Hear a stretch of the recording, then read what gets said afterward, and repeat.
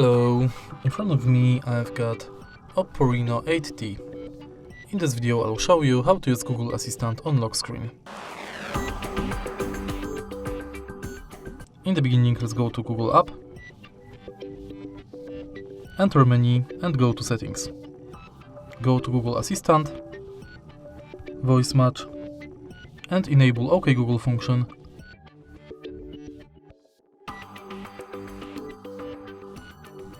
Let me just change the language.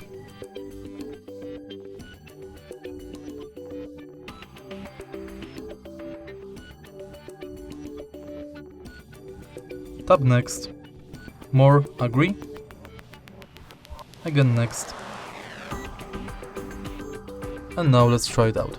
Hey Google, now we are sure it's working, let's go back and enter lock screen. Tap yes, and make sure that this function is also enabled. Now you can simply lock the screen and say, Hey Google, what's the weather like tomorrow? There will be rain and snow with a high of 42 and a low of 30. And that's it. If you find this video helpful, please leave like, comment and subscribe.